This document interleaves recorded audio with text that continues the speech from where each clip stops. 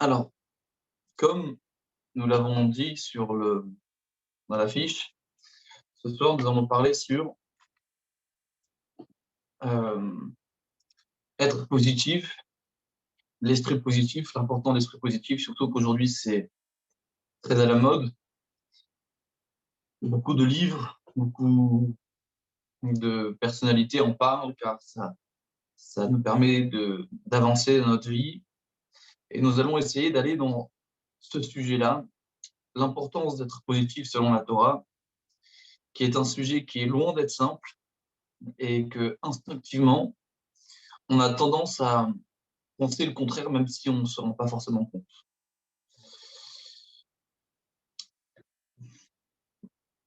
Quand j'ai fait ce cours, j'ai posé une question aux personnes qui étaient présentes. Alors, ici, là, je ne peux pas le faire parce que c'est moi qui parle tout seul, donc c'est un peu différent, mais j'ai posé la fameuse question qui est une question un peu piège.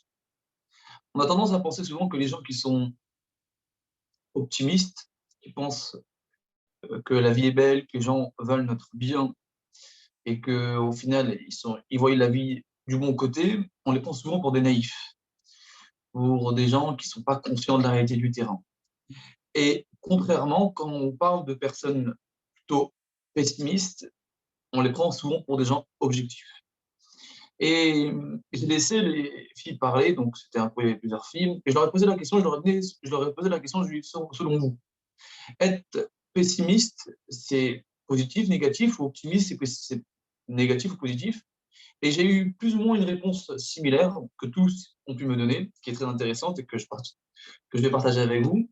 C'est le problème, c'est que quand on est optimiste, quand on fait des erreurs, quand nos enfants font des erreurs, quand nos amis font des erreurs, et ben on a ceux qui sont optimistes, et ben en fait, qui sont naïfs. Parce qu'au final, pour avancer dans la vie, si tu n'es pas dur avec toi-même, c'est que des fois, tu es un petit peu naïf et que tu n'es pas réel. C'est une vérité. Quand tu vois des gens qui sont là et qui voient tout en rose, tu dis, c'est des enfants où ils ne sont pas conscients de la réalité du terrain. Et concrètement, euh, humainement parlant, on a du mal à être optimiste. Et pourquoi on a besoin de lire des livres et d'écouter des cours? Parce que la nature rattrape toujours l'humain et la nature est la suivante. Donc ce cours, je l'ai fait beaucoup, beaucoup de fois. Hein, et je l'ai fait aussi à mes élèves de classe. Et j'ai fait en réalité un test. Un test qui est connu et très connu. J'ai mis une feuille blanche, j'ai mis un point noir, je l'ai mis sur le tableau et j'ai demandé à tous mes élèves qu'est-ce qu'ils voyaient. De manière unanime, j'ai eu une réponse qui est claire et évidente, c'est on voit un point noir. Ce qui est intriguant, c'est que quand on réfléchit bien, on se rend compte que bah non, il n'y a pas un point noir. Il y a 99,9% de blanc et peut-être même pas 1% de noir. Et pour autant, tout le monde a vu que le point noir. Cela détermine la conscience et l'inconscient humain. C'est-à-dire qu'au niveau cérébral, au niveau émotionnel, nos yeux sont attirés par ce qui ne va pas, par le point noir qui est dans la feuille. Qu'on le veuille ou non, c'est une vérité. C'est-à-dire qu'à la radio, dans les médias, sur les réseaux sociaux, et j'en passe, toujours quand un média, je joue beaucoup avec ça, donc je le vois, quand je fais mes vidéos des fois de 2 minutes, il faut des phrases choquantes pour pouvoir accrocher. Et qu'est-ce qu'il y a? Bombe atomique, mort, stress, angoisse. C'est humain. Ça veut dire quoi? C'est-à-dire que l'humain a cette nature, a cette tendance de toujours voir ce qu'il n'a pas. Et essayez de faire le test vous-même dans votre quotidien. Le point noir fait tâche, exactement. C'est-à-dire que le point noir fait tâche. Alors, si on prend une feuille noire, entièrement noire, voir le point blanc, c'est-à-dire qu'on voit toujours ce qui ne va pas. Je dis souvent, Gad Elmaleh, dans son sketch, il se moque. Il fait un sketch, tout le monde arrive pendant des heures, ok, il boit un verre d'eau, et bien ce verre d'eau là, cette bouteille d'eau en plein sketch, tout le monde va la vieille elle va retenir que qu'il a bu le verre d'eau. Je ne comprends pas, t'as rigolé. Tu vois une Ferrari qui coûte 1 million d'euros, il y a un trait, tout le monde va se rappeler non pas de la Ferrari, mais du trait qu'il y avait sur la Ferrari qui l'a rendu moche. C'est-à-dire que humainement parlant, quand on réfléchit, on s'approfondit sur l'humain, c'est un constat, en fait, il n'y a pas de débat dessus, c'est que, humainement parlant, on a tous cette nature de voir toujours ce qui ne va pas. Voilà. Notre enfant, elle arrive, ce qu'on va voir, c'est pourquoi. Ta femme, elle arrive, tes amis, ils arrivent. C'est instinctif, on a cette nature en nous, c'est une vérité. Et au final, pourquoi on essaye de travailler contre cette nature? Parce qu'une nature, quand on dit chasse nature, elle reviendra au galop. Maintenant, la question qu'on va voir ensemble, j'aurais bien aimé avoir vos avis, mais cette fois-ci, je ne peux pas. Qu'est-ce que la Torah pense de cette nature? Alors, je fais exprès de le dire que c'est une nature parce que tu peux faire ce que tu veux. C'est une nature, c'est instinctif. Dieu l'a mis en nous. Ok, les yeux, ils voient le point noir. La nature, on voit toujours les défauts. Qu'est-ce que la Torah pense? Peut-être que c'est vrai, que ce que les films ont dit et ce que le monde veut nous dire, c'est que quand tu es optimiste, tu es un naïf. Tu es un rêveur, tu n'es pas sur Terre, tu comprends rien à la vie. Et regardez bien, hein, souvent les gens qui vont loin dans leur vie sont très pessimistes parce que quelque part, il n'y a pas vraiment le choix. Tu es obligé d'être dur, d'être rigoureux. On va voir que on va essayer de bien comprendre ensemble parce qu'au final, c'est pas blanc, c'est pas noir. C'est assez difficile la gestion entre le pessimisme et l'optimisme. Quand tu es trop laxiste et que tu dis tout va bien, et ben, au final, les choses n'avancent pas. Effectivement, tu es obligé d'être dur dans la vie. Mais la question, c'est comment est-ce que la Torah voit l'optimisme? Et quel optimisme est considéré comme valable dans la Torah et nous apporte concrètement? Qui n'est pas évident, parce qu'au final, c'est pas blanc, c'est pas noir, hein, on n'est pas dans la feuille, permet d'envisager des stratégies. Être pessimiste, c'est ok. Alors, je vais pas pour atteindre un but. Alors voilà, c'est vrai. Alors voilà, c'est vrai que beaucoup de gens m'ont dit, ouais, mais quand tu es trop optimiste, quand tu vois que ce qu'il va, et ben au final, tu ne te remets pas en question et donc tu n'avances pas. Et entre guillemets, hein, alors moi, je vous le dis, moi personnellement, dans ma nature, vis-à-vis de moi-même, je suis quelqu'un de très, très, très rigoureux. J'ai toujours été comme ça. Et je me rappelle quand j'étais jeune, bah, j'étais extrêmement dur avec moi et avec les gens. Et bah, aujourd'hui que j'ai pris un peu plus d'âge, bah, je suis jeune, mais concrètement, j'ai évolué dans ma vie. Et ben, je me suis rendu compte que bah, j'étais obligé de lâcher et d'être moins dur. Et vous allez vous rendre compte que la Torah en parle et en parle dans énormément d'endroits. On va prendre un des endroits dans la Torah. Combien est-ce que c'est important l'optimisme? L'optimisme qui est au final une preuve de grande intelligence, c'est pas de ne pas considérer le mal, c'est pas de ne pas voir ce qui ne va pas. Donc ça, par contre, ça c'est dangereux. On est conscient de ce qui ne va pas, mais on essaye de ne pas trop donner attention à cela. De toute façon, on verra, on va le développer. On va s'arrêter sur le passage de la bracha de Yaakov, donc le troisième patriarche, qui va bénir ses enfants. Donc, Parashat Vayechi, la vie, donc là, en finale, il va mourir, Yaakov. Savoir que Jacob va vivre une vie extrêmement douloureuse, difficile. À la fin, il va vivre une belle vie, mais il faut dire que la première partie, l'immense majorité de sa vie va être douloureuse. Jacob Avinu, jusqu'à 60 ans, il va voler les deux brachot à son frère, alors que c'est un homme qui aime étudier la Torah et qui aime la simplicité, la connexion à Dieu. Dieu l'éprouve à son contraire, il l'oblige à voler les bras de son frère dans le droit d'aînesse, alors qu'il n'est pas forcément ce qu'il aurait voulu, il aurait voulu lui être l'aîné, mais Dieu a choisi autrement. Les brachot que son père Yitzhak voulait donner à Esav, au final, il vient, il vole la peau de son père, entre guillemets, alors que c'est un tzaddik, pour récupérer les brachot. Son père veut le tuer, il est obligé de partir, il étudie la Torah pendant 14 ans dans les chefs des Shemever, et il va se battre contre Lavan, il va travailler pour lui pendant 20 ans, donc il va beaucoup souffrir. Au final, tout ce qu'il va avoir, c'est par la labeur, par la difficulté. Ça va être un homme qui va assumer énormément de difficultés dans sa vie. Tout va passer par la rigueur et par quelque part être optimiste, de voir ce qui va bien alors qu'il aurait pu se plaindre et il avait de quoi. Et concrètement, Yaakov Avinu, vers l'âge de 100 ans, on peut dire le coup de grâce, qui est le plus dur sans doute, c'est quoi? La mort de son fils préféré, car sa femme est morte. Il a vécu pendant 14 ans avec elle. Donc, il y avait Rachel et Léa, Rachel qui est sa femme qu'il aime. Il va vivre 13 ans, 14 ans avec elle. Et il y a son fils Yosef qui est aussi belle que lui, qui est aussi beau que sa femme qu'il aime. Et il va en Israël. Donc, il a lui comme rappel de sa femme qu'il aimait, qui a vécu que 14 ans avec. C'est pas grand-chose. Et au final, qu'est-ce qui se passe? Dieu décide de vendre. Qui? Il décide de vendre. De vendre son fils qu'il aime. Et lui, il pense qu'il est mort pendant 20 ans, il pleure jour et nuit, il perd le roi Hakodesh, il pense qu'il a tout perdu. Okay, et Baruch Hashem, Dieu il fait en sorte que, il retrouve son fils Yosef. Maintenant, on va d'abord comprendre que nous tous cherchons à être bénis.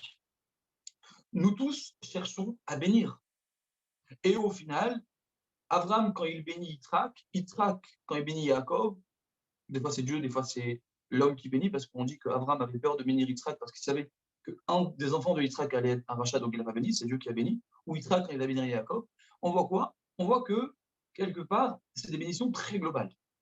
Alors que là, à la différence, c'est des bénédictions qui sont faites de manière adaptée, c'est-à-dire quoi? Yaakov, il va mourir, il pense qu'il va mourir, il est en Israël, il est, en Égypte, avec son enfant qu'il aime, il vit ses plus belles années de sa vie, à peu près de 127 ans jusqu'à 147 ans en Égypte.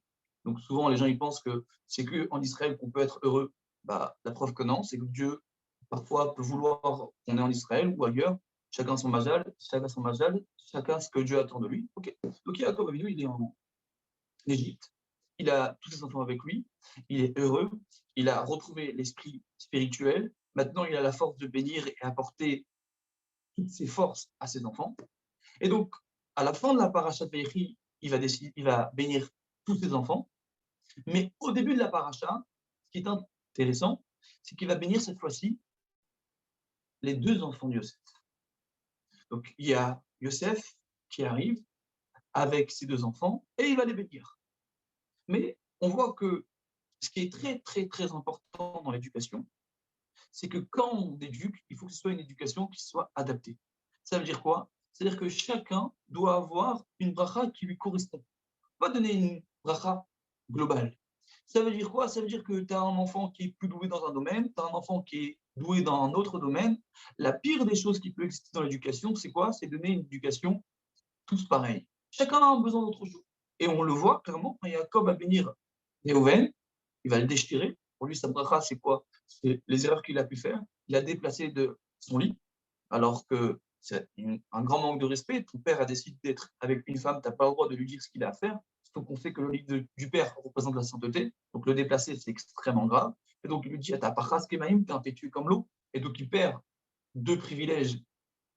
Dieu seul sait combien ils sont grands. Le droit de royauté, qui sera Yehuda, et le fait d'être prêtre, qui était essentiellement, aurait dû revenir à lui, mais qui a été pris par Lévi. Donc on voit quoi? On voit que quelque part, Yaakov va bénir, va apporter ses brachot. Non, on voit quoi? On voit que quand on bénit, on dit quoi? Baruch ata Hashem Elokeinu melech haolam.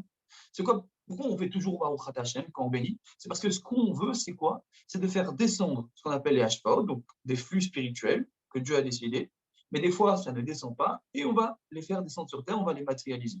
Donc, au final, toute notre vie, ce qu'on recherche quelque part, c'est nous-mêmes d'être bénis et de pouvoir bénir. Et donc, quand on est père, en l'occurrence, qu'est-ce qu'on doit faire? On doit faire une bracha qui est adaptée. C'est-à-dire que si on veut donner le mieux à nos enfants, c'est de comprendre que chaque enfant, c'est un monde. Chaque monde, c'est ses enfants à son tour qui va devoir lui éduquer, sa femme, sa famille, son travail, etc. Donc, au final, quelque part, il y a comprend bien qu'il doit faire descendre à chacun ce qu'il a besoin de manière adaptée et pas globale, comme Abraham, Israël et Jacob ont fait, parce que eux, c'est plutôt les patriarches, ceux qui réfèrent à tout les bénis d'Israël, alors que là, on est déjà dans une sorte de division et qu'il faut s'adapter. OK? Jacob Avinu, il va faire une petite distinction et il va prendre les deux enfants de Yosef Hatzadik, donc on est tous Yosef, le patrie, voilà, et il va dire maintenant, Ephraïm et Ménaché auront un privilège.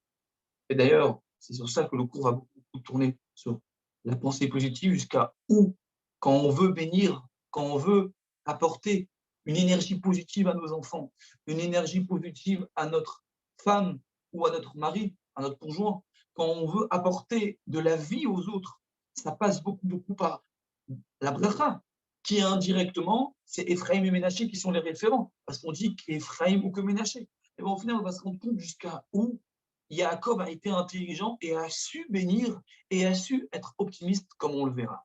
Ça, c'est profond comme sujet. Et au final, toute notre vie, on recherche d'être béni.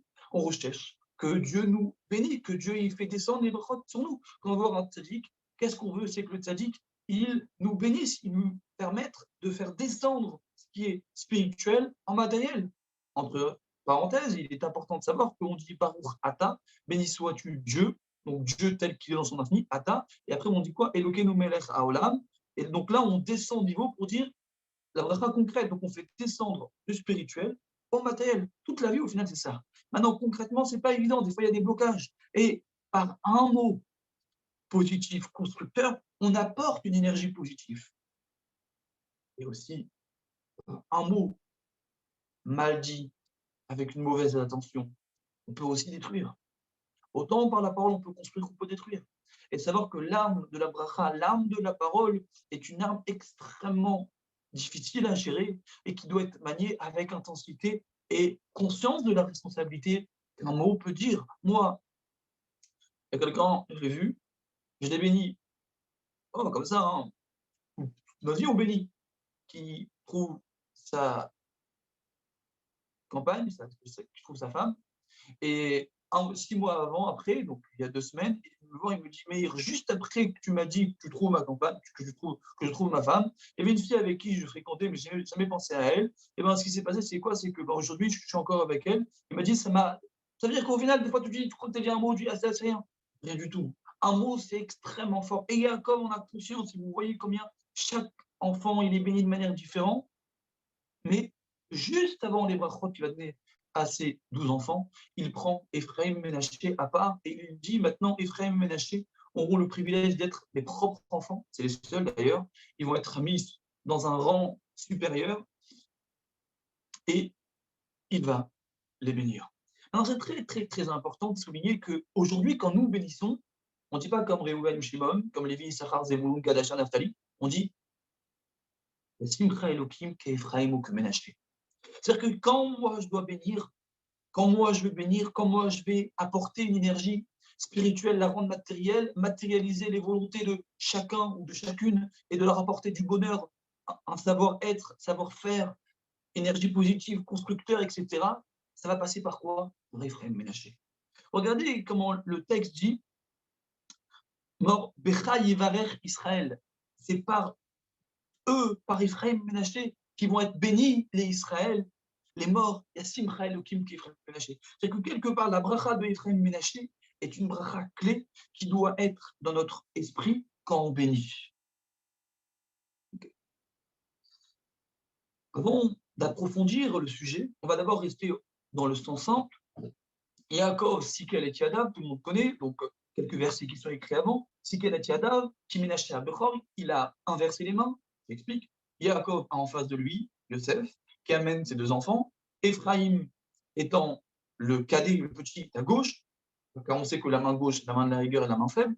Et Ménaché, l'aîné, est à sa droite. Et qu'est-ce qu'il fait Yaakov? Sikel et Yadav. Il est intelligent. Non, pardon. Sikel et Yadav, il inverse les mains, c'est-à-dire il croise les mains et il met la main droite sur qui? Sur Ephraim. Yaakov refait l'erreur selon Yosef qu'il a fait avec lui-même. Et quoi? Vaïtmor, Yad Aviv le Asiroto, Yosef lui dit: Papa, tu te trompes. Il veut enlever les mains de Ephraim de la main droite et la mettre sur Ménaché pour remettre les choses dans son contexte réel. Et qu'est-ce qu'il dit Yaakov? Yadachi Beni Yadachi, Gam Ouïe les âmes. Je sais, mon fils, je sais, lui aussi sera un peuple, mais Ephraim sera plus grand que lui. Voilà pourquoi est-ce que je mets la main droite sur lui. Okay. Maintenant, il faut savoir qu'on dit, alors, la phrase qu'on dit, Amalach Hagwel Otimikolra, Yiref et Neharim, on lit tellement de fois, Ikraï Baem Shimi, Beshem Avotav, Avram, Yitzhak, Yaakov, Veidgou, Lerav, Bekerev, Aret, c'est sur Ephraim Ménaché. C'est-à-dire qu'Ephraim et Ménaché vont être multipliés, démultipliés, mon nom sera sur eux. C'est-à-dire qu'on a vraiment une très, très, très grande bracha sur Ephraim Ménaché. Et donc, au final, quelque part, à nous de comprendre comment est-ce que Yaakov va bénir Ephraim Ménaché pour comprendre comment nous devons bénir et comment nous devons apporter de l'énergie aux gens qu'on aime, aux gens qu'on apprécie et qu'on veut leur apporter du bien. Avant d'approfondir, je vais d'abord rester sur le sens simple, donc au niveau du sens simple. Pourquoi Ephraim Ménaché sont les référents de la bracha? Avant d'approfondir, très simplement.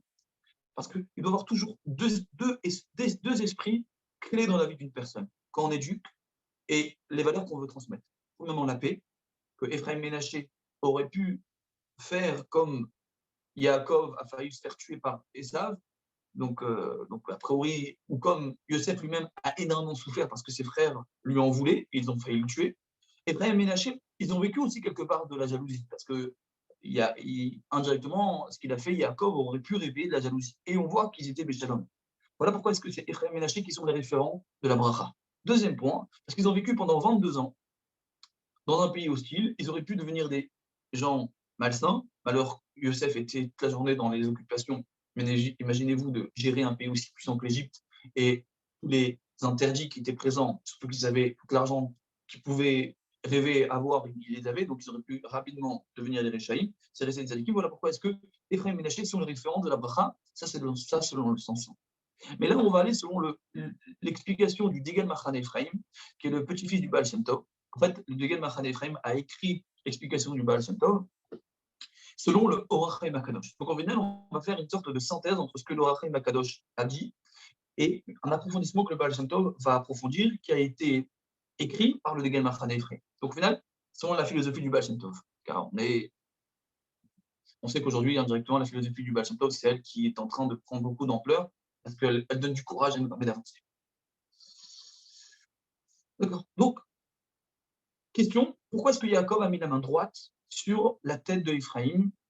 Ça, c'est la question qu'on peut déjà essayer de comprendre. D'accord.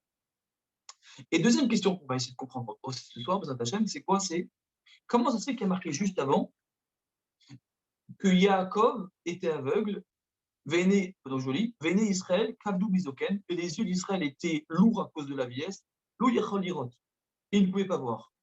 Vaïgash Otamela, Vaïchek la M, Vaïnashpeich il ne pouvait pas voir. Oui, alors, c'est vrai. C'est vrai que Ephraim, alors, c'est vrai que Ephraim était plus grand que Ménaché, comme le Pshat le dit. C'est pour ça que Yaakov, il a décidé de mettre sa main droite sur la main droite sur Ephraim. Et mais Yosef, il avait peur de ça, donc Yosef n'était pas d'accord avec ça. Donc, on va essayer de comprendre pourquoi est-ce que Yaakov, c'est important de souligner, je peux en aller trop vite, pourquoi est-ce que Yaakov a décidé de mettre sa main droite sur Ephraim et pas sur Ménaché. Surtout qu'on dit que Yosef a eu extrêmement peur parce qu'il se dit, ça peut porter préjudice. Comme moi, j'ai souffert, papa, t'es en train de refaire la même erreur. Et on voit que Yaakov s'entête à mettre la main droite sur Ephraim. Pourquoi? Donc, on va essayer d'approfondir pourquoi. Alors, c'est vrai qu'au niveau du sens simple, parce qu'il est plus grand, parce qu'il y a des grands tzadikim qui vont naître de Ephraim qui sont plus grands que ceux de Ménaché. D'accord? Mais là, on va aller selon, comme j'ai expliqué, le Degel Machan Ephraim, le Baal Shem Tov. Donc, on va dire le Orach Chaim HaKadosh et le Baal Shem Tov qui va approfondir. Et donc, la deuxième question qu'on va essayer de comprendre ensemble, qui est extrêmement beau, comment le Baal Shem Tov va nous l'approfondir et qui va rebondir sur c'est quoi? Pourquoi tu as besoin de me dire que Yaakov est aveugle quand il bénit? Corrige, quand moi je fais une bénédiction à mes enfants, si je ne sais pas que Yaakov est aveugle, ça ne m'apporte absolument rien. Je m'en fous de savoir Yaakov est aveugle ou il n'est pas aveugle. En quoi, moi, aujourd'hui, quand je suis en train de bénir, j'ai besoin de savoir que Yaakov était aveugle? Il aurait pu le dire bien avant, au début de la paracha, ou il aurait pu le dire à la fin de la paracha, ou il aurait pu le dire dans la paracha d'avant. Pourquoi tu as besoin de me dire ici qu'Yaakov était aveugle? C'est la première question que le Orach Chaim HaKadosh pose. Deuxième question que le Orach Chaim HaKadosh pose, il dit, a marqué, Vayichabek laim, vayinashek laim, les embrasser à eux, les enlacer à eux. Depuis quand ça devient au niveau de la grammaire, ça ne marche pas. Ils embrassaient à eux, ils les enlaçaient à eux. Ils embrassaient, ils les enlaçaient de suite. Pourquoi ils voient avec sa neshama? Ok, j'écoute. Mais ma question c'est, qu'est-ce que ça veut dire? Pourquoi tu as besoin de dire ils les embrassaient à eux? Dis-moi, ils les embrassaient. Ils les enlaçaient. Pourquoi tu dis à eux? Donc, voilà la question du Orach Chaim HaKadosh. La réponse qu'il donne, le Orach Chaim HaKadosh, belle, mais qui ne va pas suffire et que qui va être rejeté, c'est parce qu'en réalité, comme il était aveugle, il ne pouvait pas voir réellement ses enfants, ses petits-enfants. Ephraim qui était à sa gauche et Ménaché qui était à sa droite. Donc, qu'est-ce qu'il a fait? Quand il les a embrassés, quand il les a enlacés, comme il était aveugle, il ne les a pas embrassés de manière cohérente. Quand tu es aveugle, tu ne sais pas ce que tu fais. Tu embrasses, mais tu vas embrasser dans le cou, tu vas embrasser dans l'oreille, tu vas embrasser, je ne sais rien. Mais pas là. Donc, quand on dit qu'il les a embrassés et il les a enlacés à eux, pourquoi on a besoin de rajouter le mot à eux deux fois? Surtout que la Torah, chaque mot est extrêmement précis. Une lettre rend interdit de lecture tout le livre, parce qu'on sait qu'il y a 600 000 âmes, 600 000 mots, donc chaque lettre a une référence spirituelle. Donc, s'il manque une lettre, indirectement, tout le code est faussé. Qu'est-ce qui se passe? Là, le Orach Chaim, il donne une réponse très facile, très simple, parce qu'en vérité, il ne les a pas embrassés de manière cohérente. Donc, en vérité, on nous l'allusionne par ce mot-là, eux, la M à eux. Très bien. Très bien. Mais le Baal Shem Tov, le Degel Machane Ephraim, son petit-fils, hein, qui est le fils de sa fille, il dit, écoute, je ne comprends pas ta réponse. En quoi ça me donne ma réponse à moi aujourd'hui quand je bénis? Et alors, allez, très bien. Moi, je ne sais pas qu'ils avaient été aveugles. OK. Ah, ils embrassaient ici ou dans l'oreille. Ça, moi, quand je suis en train de bénir, sans ça, je me dis, ah non, en fait, je ne peux pas bénir parce qu'en réalité, je ne sais pas où. Ah, en fait, il était aveugle. Si je n'avais pas su qu'il était aveugle, je m'en fous. Tout le monde, j'en ai rien à faire. Ça ne me sert à rien, moi. On sait que Torah Melachan Ora, chaque mot de la Torah a une raison concrète. Abraham Avinu, quand il a été jeté dans la fournaise ardente, il aurait dû mourir. Dieu ne l'écrit même pas de manière claire, il dit juste va Yamat Aran Alpineter Raviv. Aran, il est mort à cause de son père. Rachid nous explique, parce que comme c'est son père qui a dit au roi que Abraham s'est rebellé, il a été catapulté. Aran, il est parti dans le même sens que Abraham, mais il était calculateur, que je ne vais pas trop développer, et donc il est mort pour ça. C'est que dans la Torah, chaque mot, il y a une raison. Il y a pas une raison, il y a 70 raisons. Et là, tu t'arrêtes, l'autre arrive à dire en fait, il vous a passé un endroit. Là. Moi, aujourd'hui, quand je me dis, franchement, sans ça ou avec ça, ça revient bien. Vous allez vous rendre compte que le Baal Shem Tov va étudier et va approfondir. D'abord, on va comprendre qu'est-ce que c'est Ephraïm et qu'est-ce que c'est Ménaché. C'est quoi Ephraïm et c'est quoi Ménaché? Plus techniquement parlant, pourquoi est-ce que Yaakov a préféré que ce soit la main droite sur Ephraïm et pas sur Ménaché? La réponse est très simple. Parce que Ephraïm, c'est le positif. Ménaché, c'est la rigueur. Ménaché, c'est qui n'a chani Elohim be'eretz oni. Non, Ménaché, c'est qui n'a chani Elohim et kol amali vet bet avi.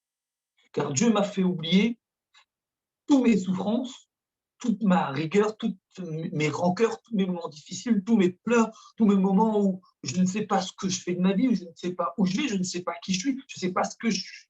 Qu'est-ce qu'on attend de moi? J'ai 17 ans, on me vend comme un malpropre, je me retrouve pendant 10 ans dans une prison, on me rajoute 2 ans dans la figure, il y a des rats qui est à côté de moi. Ça, c'est Ménaché. Kinachani Elohim.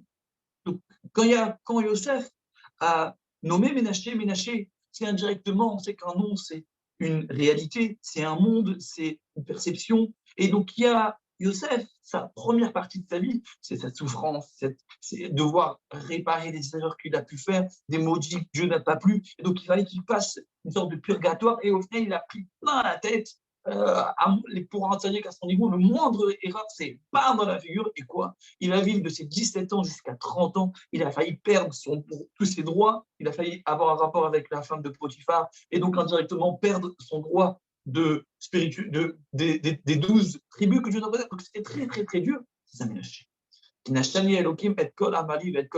Car Dieu m'a fait oublier. J'ai eu une période dans ma vie où je ne savais pas. Ça, c'est Ménaché. Est-ce que c'est Ephraïm qui a frani Elohim Be'eretz Oni? Ephraïm, c'est au contraire, c'est tout le contraire. Quand il est sorti de prison, quand il a appris en une seule soirée par Elianavi 70 langues, quand Paro a peur de lui et doit faire un serment à Paro qu'il ne divulguera pas, qu'il connaît une langue supplémentaire, car l'Égypte est un pays puissant, il faut un homme puissant qu'il gère. Il devait connaître au moins autant de langues que Paro, mais il n'en connaissait plus, il ne savait pas que Paro soit informé, et Yosef va maîtriser le pays d'Égypte dans une main de fer. Il va délocaliser tous les Égyptiens de leur endroit. Tout le monde va trembler de Joseph. Il gérait chaque entrée, chaque sortie, qui rentre, qui sort. Il avait une tête, 70 langues en une seule soirée, on peut s'imaginer de qui on est en train de parler, qui a frani Elohim Beretson. Car Dieu m'a permis de me multiplier et de devenir l'homme sans doute le plus puissant de l'histoire, un des hommes les plus puissants de l'histoire en tant que juif, d'un jour au lendemain. De tout à rien. C'est ça, effrayant. C'est Dieu, il sait très bien que tout ça c'est Dieu. Mais au final, il y a deux dimensions, Jacob, dans Yosef.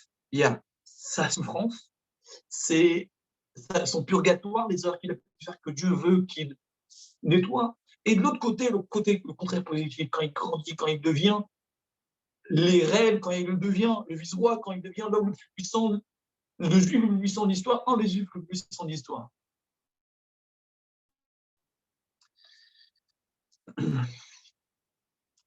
En fait, ces deux personnes Ephraim et Ménaché, ce n'est pas juste des personnes, ce n'est pas juste des référents, c'est aussi nous-mêmes. On a tous en nous notre Ephraim et notre Ménaché. Nos moments de difficulté, de souffrance, de rancœur, on ne sait pas ce qu'on veut, d'échec, de vulnérabilité, d'incapacité, de jugement négatif par les autres. Des moments où, comme le rabbi de Kotsk dit, où on ne sait pas qui on est, où on ne fait pas ce que Dieu nous demande, où on erre on s'enfonce et on rentre dans des sphères négatives et on s'enfonce dedans. Et comme le rabbi de Kotsk dit, il y a une phrase qui dit, alors je la cherche, je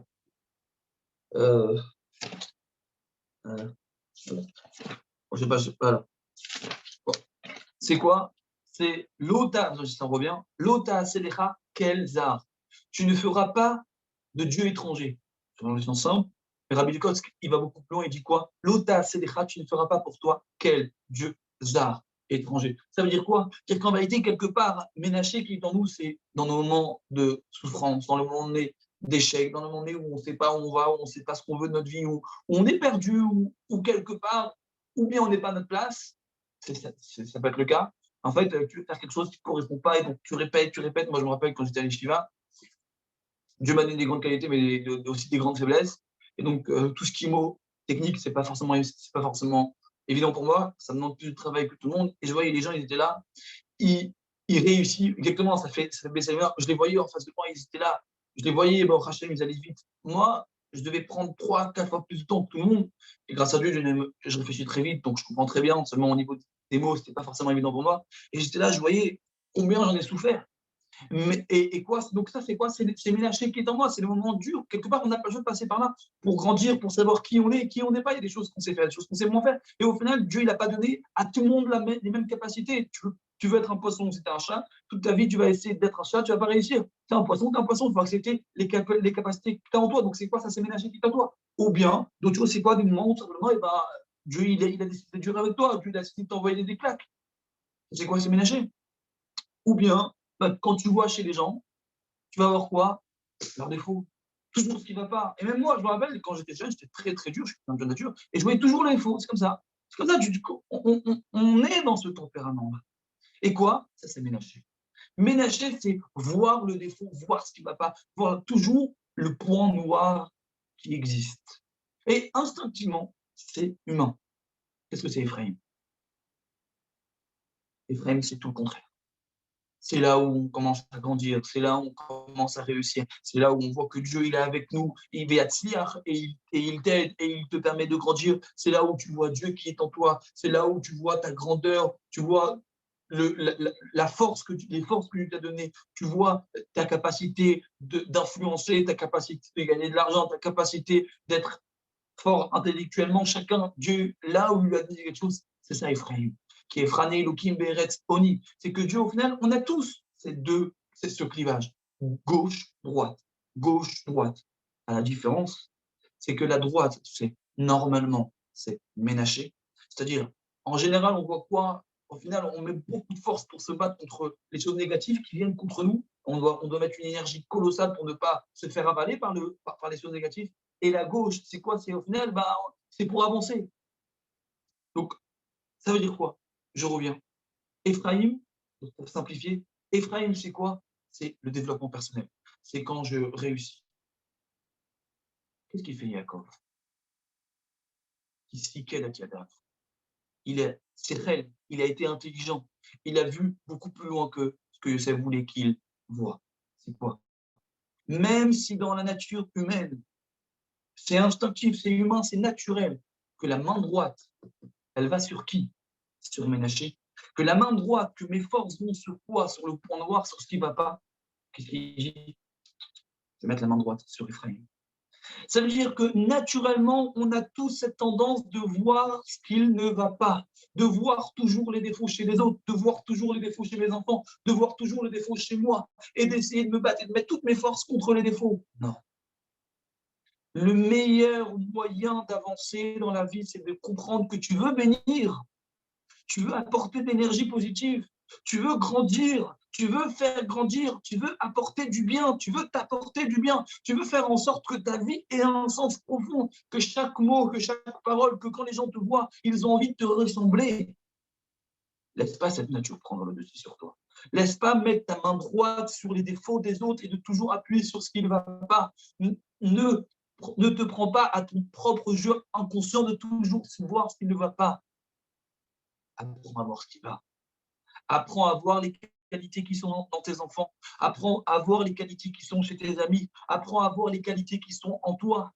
Et fais de lui ton arme de guerre. Moi, je me rappelle, quand j'étais en train d'apprendre le permis, la dame m'a dit, attention, lui, il est très angoissant, ça ne te dérange pas, s'il y a un problème, tu vas me voir. Au début, je ne comprenais pas. À un moment donné, il commence à me prendre la tête, et à chaque fois que je ne sais pas faire quelque chose, il fait répéter, répéter, répéter, répéter. À la fin, je lui dis, je n'ai pas dit à lui, je n'ai pas osé. Je suis parti voir sa responsable, je lui ai dit, écoutez, il faut me changer, je n'arrive pas. Et le chef de toute la brigade, il m'a pris. Il a fait. Tout ce que je n'avais pas faire, il ne me faisait pas faire. Que ce que je savais faire. Maintenant, quand j'ai pris la confiance, de temps en temps, il revenait sur ce que je ne savais pas faire, mais très brièvement, rapidement. Et bien, tout seul, j'ai appris. Ça veut dire que quand tu considères que le point noir est lui le point de référent, tu n'as plus le point noir, il devient comme s'il n'y a que ça qui existe. C'est-à-dire qu'on développe ce qu'on voit. Quand tu donnes de l'importance à ce qui ne va pas, alors ce qui ne va pas se développe. Quand tu donnes de l'importance à ce qui va, alors ce qui va se développe. Ça veut dire quoi? Ça veut dire qu'au final, on ne se bat pas contre l'obscurité par l'obscurité, c'est en rajoutant de la lumière. C'est en rajoutant du positif. Et moi, aujourd'hui, je le vois. Toute la journée, quand je veux faire avancer les gens, qu'est-ce que je fais? Le mec, il arrive, il dit, ouais, j'ai fait cette avéra. Je dis, dis-moi, avant, qu'est-ce que tu faisais? Je disais ça, je faisais ça, je faisais ça. Regarde ce que tu arrives à faire. Ah, tu as fait cette avéra alors? Regarde tout ce que tu as réussi à faire qu'avant, tu n'arrivais pas à faire. Quand tu vois ce qui va, quand tu apprends à te rendre compte, Baruch Hashem, combien j'ai, Baruch Hashem, combien mes enfants sont bien. Et même s'il y a des choses qui ne vont pas, nous et alors, quand tu dis que ton enfant c'est quelqu'un de bien, quand tu dis que ta femme c'est quelqu'un de bien, quand tu dis que ton mari c'est quelqu'un de bien, il devient quelqu'un de bien. Quand tu dis que quelqu'un il est mal, il devient mal. C'est humain. Ça veut dire que instinctivement, on a cette nature de voir ce qui ne va pas. Mais en mettant en lumière ce qui ne va pas devient une réalité. Et au final, on ne voit que ce qui ne va pas. Alors que si on apprend à être positif, si on apprend à se rendre compte, oui, il y a des choses qui ne vont pas. Oui, je sais qu'ils sont là. Oui, j'en ai pris conscience et j'en ai pleinement conscience des dangers potentiels qui peuvent. Et s'il y a un vrai besoin, de temps en temps, je mets une toute petite touche. Mais de manière générale, de manière récurrente, dans mon esprit en quotidien, j'essaye de m'efforcer de tout voir sauf ce qui ne va pas. Et de dire à mon enfant, tu es quelqu'un de bien, même s'il y a des choses qui sont à réparer. Parce que quand tu vois ce qui va, tu mets en lumière ce qui va, et au final, doucement, doucement, ce qui ne va finir par se réparer de manière automatique. Parce qu'au final, tu as toujours cet esprit, mon fils, tu es quelqu'un de bien. Et ma femme, tu es quelqu'un de bien. Et au final, c'est la meilleure manière d'apporter de l'énergie, c'est la meilleure manière de bénir. Jacob, il te dit, tu veux bénir tes enfants, dis Yasimcha, comme on dit, Yasimcha Elohim Kefraim ou que Ménaché. On bénit par Ephraim Ménaché et pas tous les autres. Et qu'est-ce qu'il fait? Jacob met la main droite sur Ephraim pour dire, tu veux bénir, tu veux apporter de l'énergie positive. Arrête ton anxiété, arrête tes traumatismes, arrête tes échecs, arrête les moments durs de ta vie et ne dis pas à tes enfants ce qu'ils ne doivent pas faire. Dis-leur ce qu'ils doivent faire. Et eux, pas toi, pas tes échecs, pas ce que toi, tu n'as pas réussi à faire, ce que eux ont besoin de faire, ce que eux ont besoin d'être, leur bracha qui leur est destiné. Alors oui, des fois, il n'y a pas le choix d'être un petit peu dur. Mais ça, c'est vraiment des fois.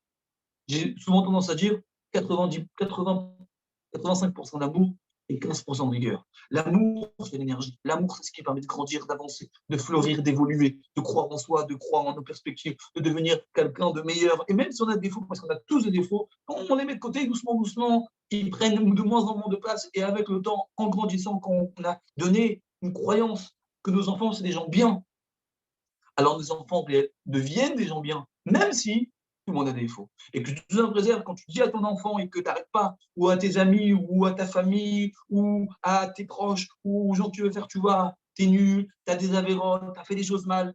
Ah, je suis quelqu'un de mal, alors je vais te montrer jusqu'à où je suis quelqu'un de mal.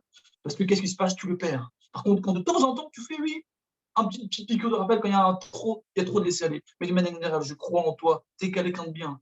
Ces mots-là, c'est la bénédiction. Tu mets la main droite sur quoi? Sur l'amour et non pas sur la crainte. Parce que instinctivement, qu'est-ce qu'il y a en face de la droite? La gauche. C'est qu'instinctivement, on met toute notre force sur ce qui ne va pas. Tu mets ménaché à gauche, pas à droite. Tu mets un petit peu d'énergie sur les erreurs. Tu mets toute ta force sur le positif. Écoutez la fin.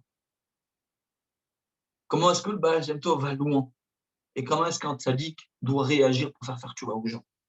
Et comment nous, si on veut faire avancer les gens, on doit essayer de réfléchir. Comment un tzaddik qu'il a appelé dans la Torah? Ene Haïda, les yeux du peuple. Pourquoi? Parce qu'un tzaddik, quand il te voit, il voit ton potentiel, il voit l'avenir, il voit qui tu peux devenir. Et donc, il va te donner ses outils pour devenir. On a dit que Yaakov était aveugle et il les a embrassés de manière incohérente. Pourquoi?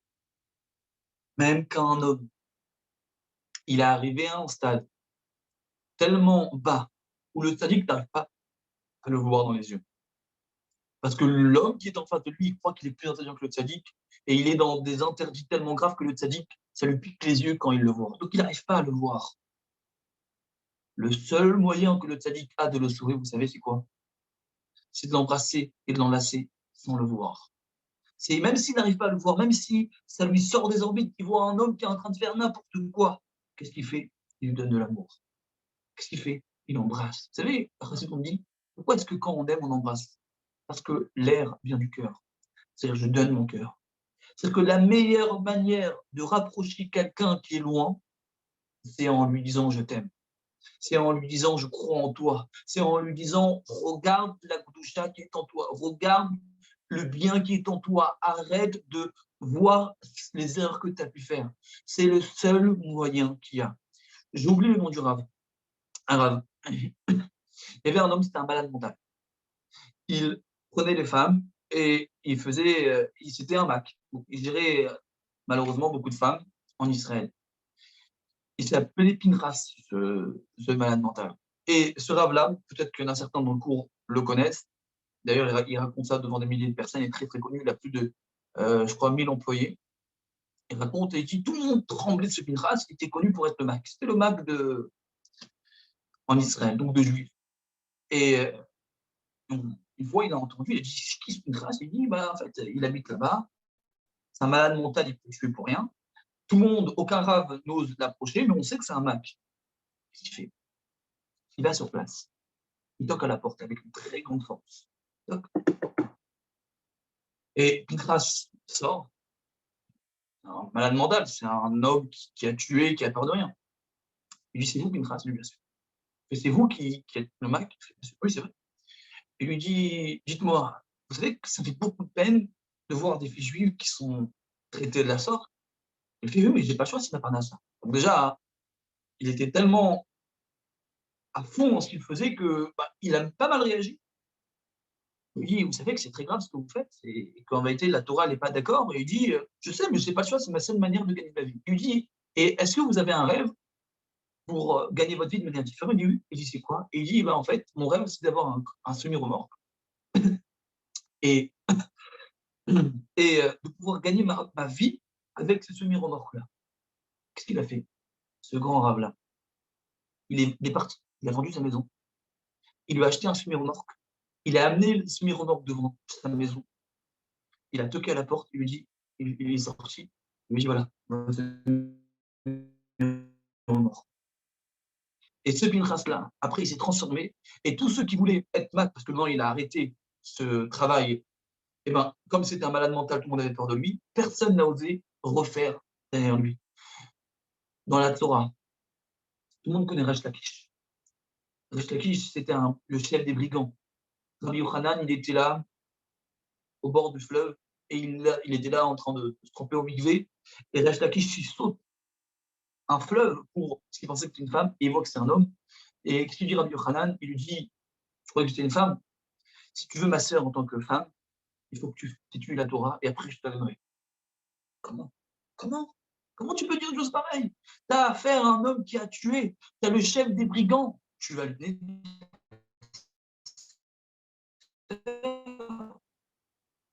Shakish, il a commencé avec la Torah. La Torah, il a été aimé par un tzaddik avec des yeux et une intensité, et quelqu'un qui voit le fond de la personne. Il a commencé avec la Torah, il lui dit non, je veux plus ta sœur. Il lui dit, j'ai une parole, tu veux ma sœur, tu te maries avec ma sœur. Ça veut dire quoi? Ça veut dire que même si des fois dans la vie, on a tendance à croire qu'on est naïf quand on voit de manière objective, de manière positive, il n'y a rien de mieux que d'être intelligent. Ça ne veut pas dire de ne pas voir. Ça ne veut pas dire que de temps en temps, oui, on fait une petite reproche. Bien sûr que des fois, ça recadre. Mais au final, en général, quand on fait trop de reproches, plutôt que de donner de l'énergie, on détruit tout. Et au final, la personne, elle ne croit plus en elle. Je termine sur ça. Qu'on puisse nous tous avoir cet esprit positif, que le monde soit dans l'état positif. On est bientôt Yudjvat, le Dishvat, cette grande date et que ça puisse nous apporter de Hashem le Mashiach et Bekarov. Bonne soirée à tout le monde. Alors, je ne sais pas si vous avez des questions. Après, voilà. En tout cas, voilà, bonne soirée.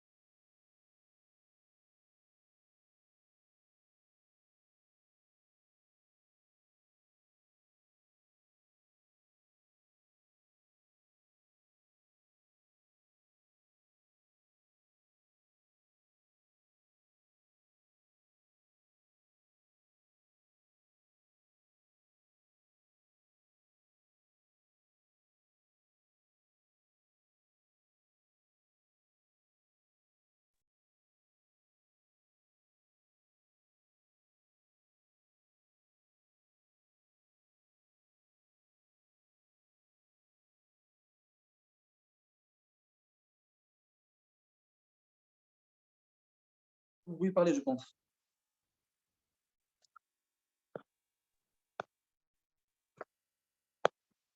Allô? Hop, hop.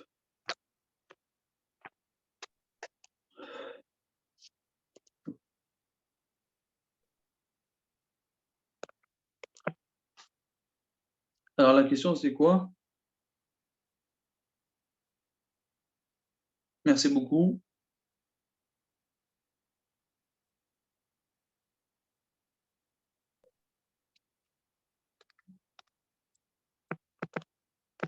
Merci.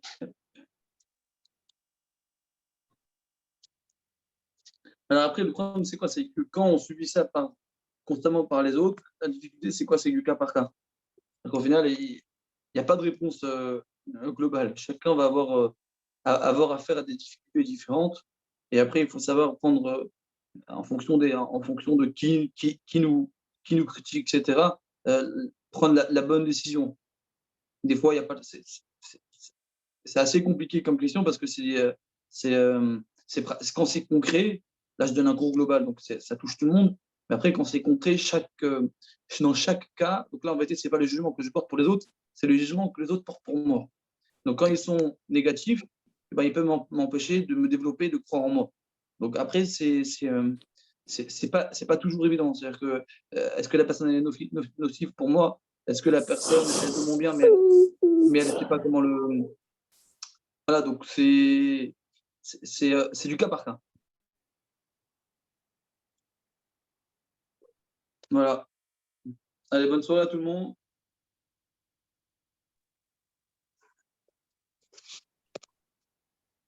Allez, bonne soirée. Ouais.